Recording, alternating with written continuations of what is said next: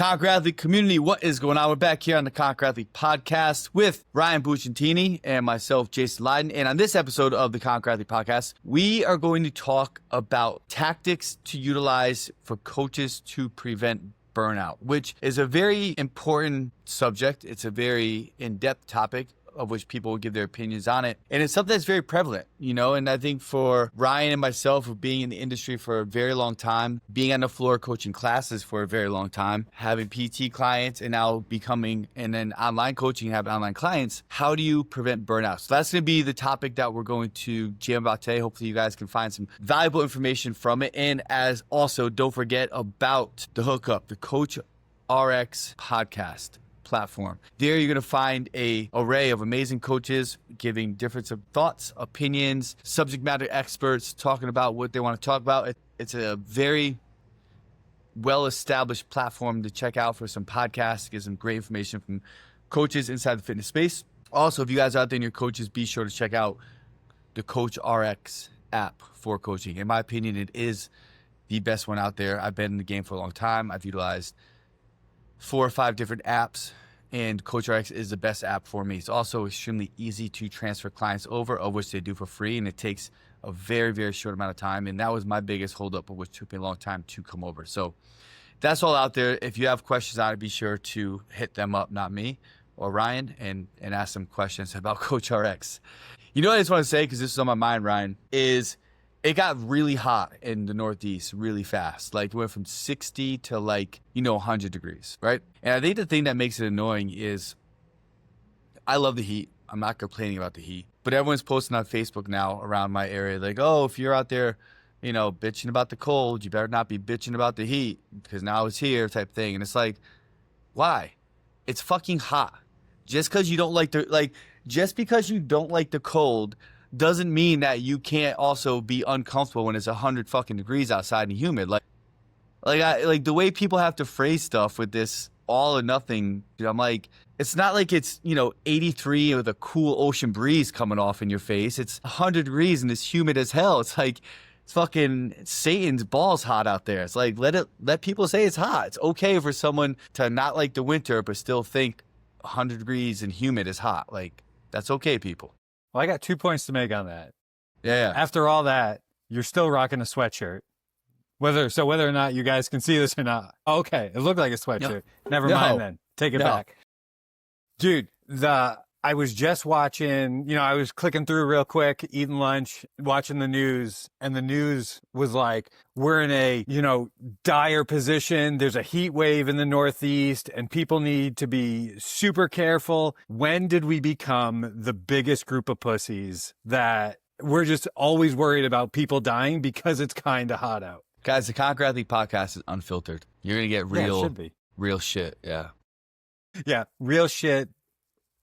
Talking crap about the news and whatever. I think because the news loves negativity. Like, people feed off negativity, and it's like, so they have to phrase on that. Like, some people die from the heat and it sucks, but they're going to feed off that. It's like fear mongering 101 with the news. Some people just die. Sometimes heat's a good thing, right? If we're so bought in on saunas, maybe just go outside and get a little warm. It's probably good for you. I think where the problem comes in is when people try to do too much activity and they're not acclimated to the heat and their bodies aren't acclimated. Don't justify any of CNN's bullshit right now. Yeah. Who was I talking with yesterday? I don't know. I think it might have been my son or someone. And they were talking about the heat and training.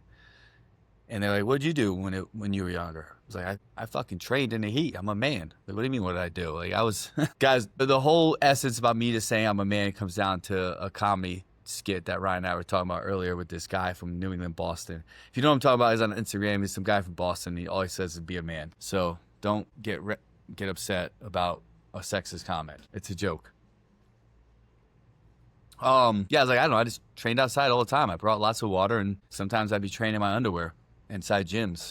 People definitely thought we were going a different direction with burnout. We're literally talking about people melting because it's kind of hot out. I swear, guys, we're going to get to this.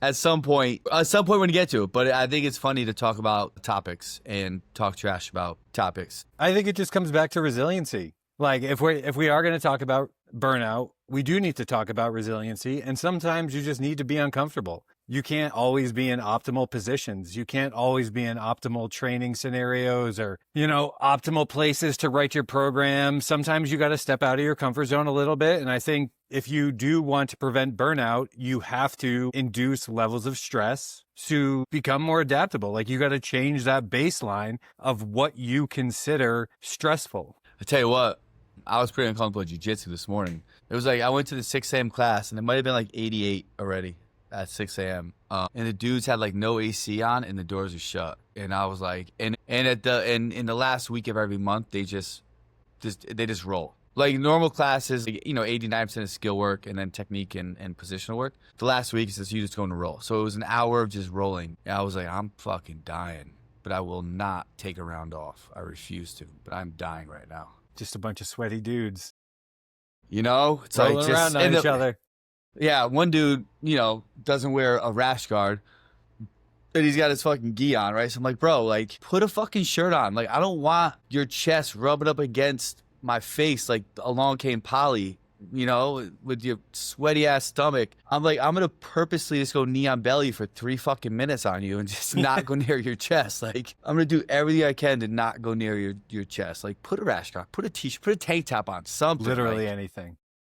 It's not a competition. I don't need your chest hair scraping against my face and getting in my mouth. Like, it's disgusting. If you think about jiu-jitsu, like, it is gross. Like, you're just rolling with some dude all over you, sweating in your mouth. It's like, you learn a lot about people's hygiene. I don't roll with people who smell, whose gi stink, or they have long nails. I'm not rolling with you. You're getting to the point of borderline bougie. Very. If you smell like shit, I'm not rolling with you. Like, yeah. I don't know. Like, it's not gonna happen. Fair. If you have long ass nails, like, no, I'm not rolling with you. I'm not gonna get cut up because you can't fucking cut your toenails. Cut your toenails. These are real problems. These are real first world problems. Oh God, I was. Anyways, burnout. Yeah. I hope, you know what I want? I hope the people who listen to this podcast, like, I want them to be like, these guys are out of their fucking minds. Yeah. I mean, dude, there's too many curated podcasts out there. I'm sorry. Everybody goes in with an agenda, and let's be real. They chat GPT an entire script, and then they fucking read it. Could you imagine asking ChatGPT to script this? It would probably be awesome. No, it would be an awesome script. It would be like, I can't compute. Like, there's no way. It could be like, you can't say that on the internet. I told you about this, but I'll tell the people. I had to talk to an umpire this weekend about proper ways to communicate. About the proper way to communicate, He was receptive. So my son's playing at a game, and I try not to yell. And Ryan, act like you haven't heard this story before, because I told you this morning, so it's probably boring. So my son, it's 100 degrees outside. Yeah, it's 2:00 on a Sunday. We're up 8-0. We're playing this team that is just like I felt bad. Like, they were bad, right? And I'm like, man, like, this can't be fun for them, and it's not fun for us. Like, they should be in a different league, different bracket breakdown. And my son's on third base, and granted, he just hit a double, and he didn't do any, like, dumb double celebration. He hit a double, stood on the base, and waited, right? So he's on third base, and some guy hits a shot to the fence. And the kids in the outfield were just like, they're playing ins. The ball's like 50 feet past him. It's like, there's zero play that's going to occur, right? The kid has like a stand-up triple. So my son just takes his time going to home plate. And the umpire starts yelling at him, like, get the home plate, spread the home plate. And I'm sitting there and I was like, there's no fucking way I can let this go, right? So I yelled out, I go, stop fucking yelling at him. I'm like, he's crossing home plate. He's showboating. I said, he's not fucking showboating. I go, it's a stand-up triple. He's on third. He's jogging down the home. He stopped and walked. I go, he just hit a double and didn't do a double celebration. He's not showboating. He's taking time crossing the plate. Like, what do you want him to do, a full-out sprint? And, like, some parents were like, yeah, he's showboating. And I go, shut the fuck up. He's not showboating. Like, so now it's like for me, I'm fine. But once I decide, like, okay, like, I'm going in, like, I go all in. It's like, I'm not like half in, half out. It's like, okay, I'm fine. Nothing's going to happen. It's like, whatever. Or it's like, you know what? I'm going in, and either I'm going to get beat up or someone else is going to get beat up if they say something, but something's going to happen, right? So I'm like, I'm all in right now. So now I'm yelling at the parents, and they don't say anything back. And then it was over. But then the umpire and I talked like people afterwards, right? And he's like, listen, he goes, I'm sorry. I overreacted. I go, listen, I overreacted too. I'm like, but like he wasn't he wasn't trying to showboat. I'm like, it's 100 degrees outside. It's a stand-up triple. I'm like, he's jogging the home plate. He's not going to sprint his fastest. He goes, well, to me, it looked like he was walking. I wanted to showboat. I go, listen, that's cool. I'm like, next time, let him cross home plate. And instead of yelling at him, where now he's going to look at you and be like, well, fuck this umpire. I go, just say, listen, bro, like, I know you didn't have to run, but next time maybe jog a little bit faster because they can send a bad image if you go too slow. Just something to think about as you move through your baseball career. I was like, do you see how that would be received by him way better than you yelling at him and now he is going to maybe do things just to annoy you when he gets on base? I'm like, because he is going to get on base again. He bats 600. I'm like, what do you like, you know, like, so he's like, yeah, you're right. I'm like, don't be so quick to yell at them. Like, have a conversation. They don't know what's happening, or they're kids. He's like fucking 12 years old. Like, let them teach him. Don't yell at them. You know, guys, if you didn't know this, the School of Life Coaching by Jason Leydon program is about to drop in 3 weeks. So get on the wait list. School of Life. Oh, man. All right. So let's get back to burnout. Ryan, let's start with online coaches. OK, where do you see burnout occurring with online coaches? I think with online coaches, it all comes down to systems. It's not having, and I'm not even saying you have to be super rigid in your process, but some semblance of this is what happens day one. This is what happens first week of training. What are my touch points? What are my boundaries? How frequently am I communicating with these people? How am I communicating with these people? What is my general flow of assessment? If you don't, or what is my process of season planning? I think that's a big one. When you don't have those sort of systems, even just in your head, like maybe you've been doing this for a while and you kind of just have your flow in your head. If you don't have that stuff, one, you're going to be limited in the amount of people that you can take, but it's also the thing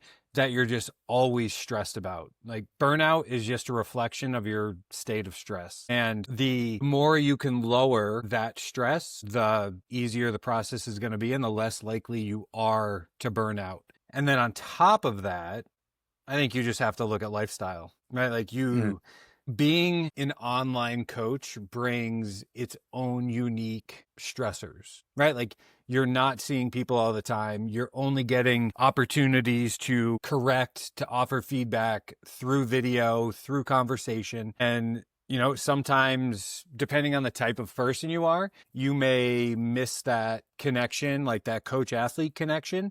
And you have to think of ways of how you can connect with your athletes if that's something you really thrive off of. Like if you really energetically pull a lot of like positive energy out of those interactions, you're going to have to get creative in how you approach that. So, Ryan, you talked about burnout is a reflection of your state of stress. Can you explain that a little bit more? Yeah, I mean, like I personally, I run pretty like high and low. I'm either like firing on all cylinders, everything feels like it's clicking, or I'm just like the world is burning down. What the hell is happening? I don't want to talk to anybody. And obviously I've realized that comes with the most of the time it's external stresses in my life. If I am not fully controlling the external stress in my life, it impacts my coaching, my interaction with my athletes, which I'm not super proud about. Like they're paying me for a service. They're paying me to coach them, to guide them, to like whatever you want to call it, to write programs. And, you know, I'm a couple months away from having a baby and, you know, you start feeling that stuff. You start kind of feeling the weight of all that. Like where are we at financially? Where are we at? You know, just in like, oh my God, this is a major life change. If I let that stuff start to weigh on me, it'll really push me towards momentarily becoming resentful of athletes who I feel are asking for a lot, if that makes sense, right? Like, like some athletes just generally like they want to know why, they want to ask questions. And I 9 times out of 10 really encourage that. But if I'm in a place of fuck, like my life is just a shitstorm right now, if I'm not really mindful and someone starts asking me questions too frequently, I'll tend to pull back. And that's when I get this feeling of like overwhelmed. I'm like, how can't this person figure this out? Like, is this really like that crazy or something that I may feel is low level? I'm like, why are you asking me that? And that's real. I think every coach goes through that. Like any coach that says they don't get those feelings every once in a while is a straight bullshit liar. Like everybody gets that question where you're like, why are you asking me this? Like this seems so low level. But yeah, that's for me. So I guess to wrap that up, if I'm not managing my life outside of my coaching, it's going to affect my coaching. Yeah. You know, that's some real shit right there. I think the way lots of people won't admit what you just admitted, and it probably affects like every coach in the world. It's hard. I mean, dude, it's hard. Like I try to be a very available coach. Like I give all my individual athletes, I give them my phone number. I'm like, I want you to reach out. I encourage communication. I encourage more touch points. I want to know if you're unhappy before you get to the point of like really being unhappy. And that definitely comes with a toll. Like high touch point can lead to high burnout if you can't separate your life and your client's life. I think that is a big thing. And that's taken me years to kind of differentiate that. And I think you really see that when athletes leave, right? Like it's real easy to beat yourself down when an athlete, whatever, goes off to a different company or just quits for whatever reason. And you're just like, fuck, why am I doing this? Like I gave everything I had. I spent all this time with them. And then that happens and you're just like, well, shit. And you start wearing that emotional burning. If that, you get one or two of those, this month, and you're just like, man, financially I'm down, and that stuff weighs on you. Yeah. And it then does. You gotta realize that like 9 times out of 10, it's not a reflection of you. It's an opportunity to reflect on the service you provided. But if you genuinely put in your best effort and really gave, the honest college try, it's probably not you. They may have something going on in their life that they didn't tell you about. Maybe they were just ready for a change. Like it's not necessarily bad when athletes leave, but if you can't differentiate the two and create a clearer boundary, that's gonna just tear you down. Totally. Now, you talked about systems, flow, and processes. I want to circle back to that as we continue to dive down, coach burnout, being an online coach. And, we don't need to kind of go crazy into depth on each one, but if you would give more of like a concrete example of what you mean for that, because you touched on it and you touched on it pretty quickly, but I think it's something that's very important for coaches to understand what you mean by that with setting up your flow, your workflow. Yeah. For me, so I have templates of everything, but my templates aren't rigid. I think that's what you need to understand. When you're in the individual, really when you're in any coaching position, you should have baseline templates of everything that you're going to use. You shouldn't be trying to create things on the fly. You start with a template and then you adjust with what you presented based on the athlete. So, my intake form, my basic assessment, my, call it intermediate assessment, my advanced assessment, like however you want to label it. Those are all templated, but as I'm having conversation with the athlete, as we're working through the intake process, as we're actually doing the physical assessments, I have enough tools in my toolkit that I can pivot. I'm confident enough in my coaching where I'm like, okay, this test does not apply, or maybe I'm not going to ask this specific question. And it really just comes down to like, it's a big flow chart. And am I going to ask this question? Am I not going to ask this question? Like what is going to get me to the information that I need? And being confident enough in your coaching and trusting your education, or going out and just learning more about all the things you would need to extract that information, is what's going to kind of take that burden of assessment off of you. So I start there. I'm like, what am I using for a platform? What templates am I going to use for this style of athlete initially, right? Like I don't use the same, movement assessment for a CrossFitter and somebody who is more of like a lifestyle athlete who wants to hike or mountain bike or snowboard or something like that. Like those assessments look not crazy different, but definitely a little bit different. Like I think we can all agree that there's different demands of all of those sports, and we want to be looking at different aspects of that. So spend some time and build those general kind of template things out, and then be comfortable adapting and adjusting on the fly. So that's usually what I'll do for assessment. And then from that, like, I'm like, okay, I know I'm going to touch base with this athlete on this day. So I'll even go in on my programs and I'll give myself kind of a prompt like, hey, you want to reach out on this day, right? So I know if I haven't heard from them or I haven't touch base with them, that I never go past a certain threshold or a certain number of days without touching base with them. Right. And like the longer I work with them, that may extend out a little bit more.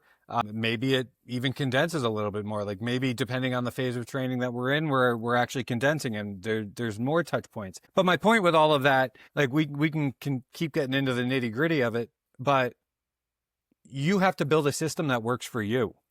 Don't try to do what Jason does. Don't try to do what I do. Listen to other people who are successful in the sport or in, the coaching sphere. Ask them questions about how they do it, and then really sit on that and ponder on that and be like, is that something I want to incorporate into my system? I think after the first mentorship, we really saw that, where our goal was not to totally overhaul other people's systems, but our goal was to give them a system that worked for them and their type of athletes. And I think once that starts to click and once you find like a real flow that you can follow, you just tend to stress less about it.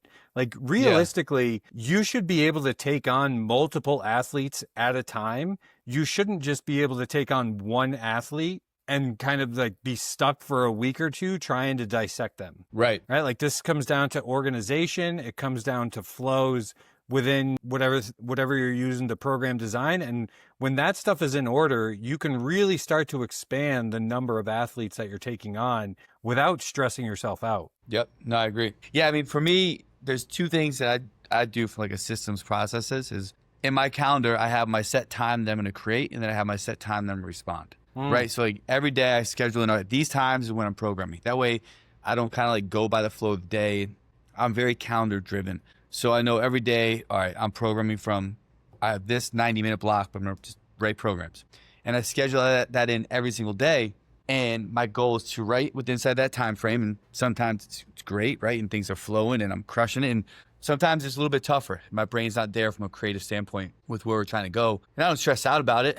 I just do what I can and get done what I can get done, and I move on. And I also have my set times that I respond, of which my clients know. And I'll be like, okay, like I'm going to be in here responding this time in the AM and this time in the PM afternoon. And then generally I'll tell them like once it hits X amount of time in the PM, I'm not going to respond and be home with my family. You're probably not going to be able to get in touch with me. So if you need something, make sure that you give yourself enough notice to ask me the question so you're not scrambling for something if I'm in my family time. And I think from there, other four things people can look at is, and it's something that we talk a lot about at Conquer with our coaches, is what is a workload that you can realistically have? And based off this workload and based off the demands of what you need to provide as a coach, how does this fit into your life and how much you're getting paid per and what we're charging people per? And we got to always make sure, I think from a burnout perspective, you always have to continually weigh the time in, like how much time you're putting in, how much you're getting paid. Okay, do we need to raise rates? And figure out all that stuff. Yeah. Which gets tricky too, right? Because in this day and age, it's like you have some people who are price driven. Hey, I'm going to go with this person because they're charging $200 a month. And they don't, it's like, well, you get what you pay for. But so that's a constant battle that online coaches have to fight as well. Yeah.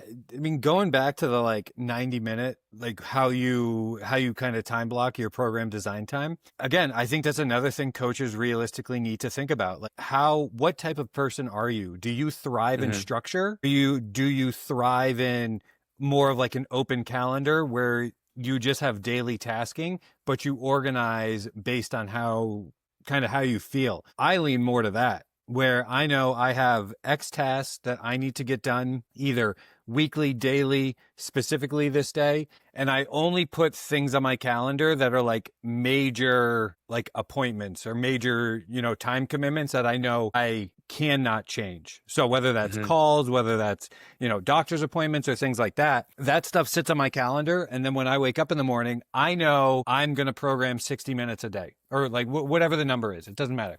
But I only do it when I feel like I'm in a good headspace. So I've kind of built my own little like micro process within that. So I try to only program when I'm in a good mood. And that it sounds kind of ridiculous, but I've just seen it I've seen what I've written when I'm like unhappy or angry or just not feeling it versus like when I'm actually like in a really good headspace. And I can tell, like, I can genuinely or generally tell by the, like, my music selections, like what am I listening to? And that's usually a good indicator of like what the programs are going to turn out like. But when I program, I have all my athletes categorized into beginner, intermediate, and advanced, and I follow it in that flow. So I always start with a beginner athlete because it's kind of just like, it's not that I put less effort into them. The program is just less complex. Like there's less variable to it. So I'm big into this idea of just stacking wins. Yep. Right. You kind of like knock the rust off a little bit. You start with a beginner athlete, something that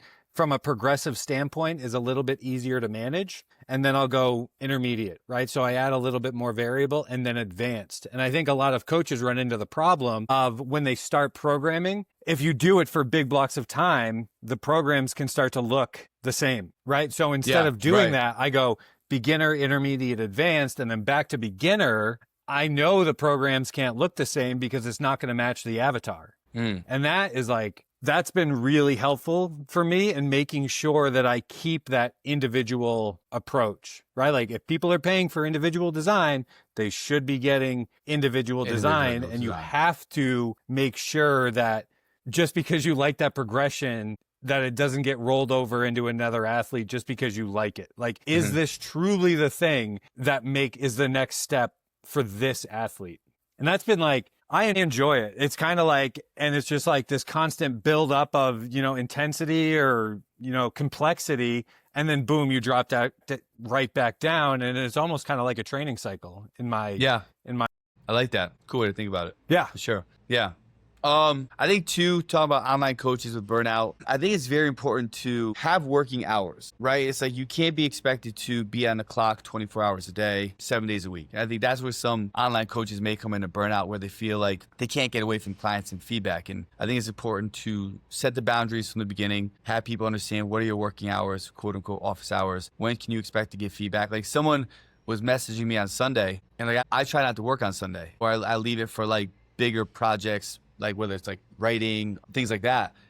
And I messaged them today, like, listen, like, I don't respond to your to messages on Sunday. I'm like, you send me an in-depth message about how you have knee problems, you need substitutions. I'm like, if it's something serious like that, shoot me a text. I'm like, but we got to plan ahead. You got to understand when you can message me and send me these messages and plan ahead for it. Because I think that's one thing with everything is having boundaries, right? And it's tough being an online coach because I don't think I've taken a vacation where I didn't write a program or programs in like ever, right? I'm like, every time I go vacation, I'm waking up to write programs, which can get challenging. And it's a little different for me. I love doing it. I enjoy doing it. I don't mind it.